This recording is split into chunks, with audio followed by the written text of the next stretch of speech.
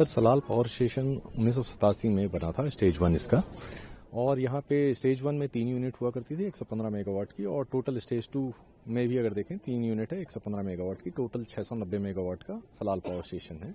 यह डैमटो power station है और यहाँ से पावर इवैक्यूएट होके सीधा 2 लाइनें जम्मू के लिए जाती हैं और 4 किशनपुर के लिए जाती हैं, और यह देश की सेवा में निरंतर योगदान दे रहा है सलाल पावर स्टेशन। कितने राज्यों को आप सप्लाई कर रहे हैं? 9 राज्यों को इसका बेनिफिट है जी।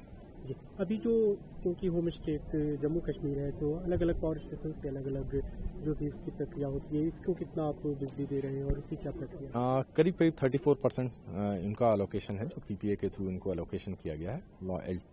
Long time power purchase agreement है, वो 34% के आसपास इनको अलोकेटेड है। 12% इनको फ्री पावर मिलती है जी। इसके स्ट्रक्चरल अगर उसकी हम बात करें, स्वरूप की बात करें, क्योंकि भौगोलिक दृष्टि से काफी महत्वपूर्ण है, क्या कुछ चैलेंजेज आपको फेस करना पड़ता है स्पेशली जब मानसून सीजन हो?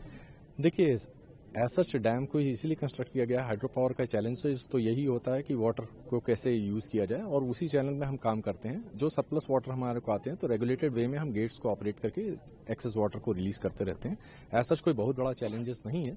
हाँ, सेडिमेंटेशन यहाँ का एक बड़ा इशू है, जो चैलेंज है, जो हमारे अंडर वाटर पार्ट्स को डैमेज करता है, जिसकी वजह से ऑपरेशनल एफिशिएंसीज की थोड़ी कम हो जाती है।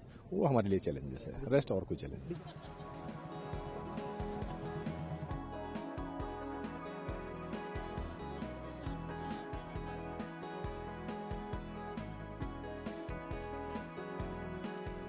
इंडस वाटर ट्रीटी के सस्पेंशन के पश्चात हमने इफेक्टिव सेडिमेंट मैनेजमेंट प्लान पे हम काम कर रहे हैं, जिससे हम अपनी पावर स्टेशन की ऑपरेशनल एफिशिएंसी बढ़ा सकें, और थोड़ी बहुत जो जनरेशन में फायदा होगा वो होगा, और वियर एंड टियर क्योंकि कम होगा तो फोर्स्ड आउटेजेस कम होंगे।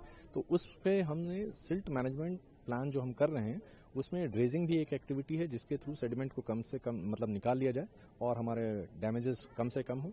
सेकंड, इसके लिए हमने अंडर स्लूसेस को ऑपरेशनल बनाने के लिए एक टेंडर निकाला हुआ है, जिस पे कार्य चल रहा है। तीसरा, हम फ्लशिंग से किसी तरह से सेडिमेंट को कम कर सकें, ये हमारा प्लान है अभी। ये सब तब आप नहीं कर पा रहे थे जब वो इफेक्टिव था? नहीं, प्लान देखिए कर तो हम पहले भी रहे थे, लेकिन ये पूरी तरह से कंप्लीटली नहीं कर रहे थे।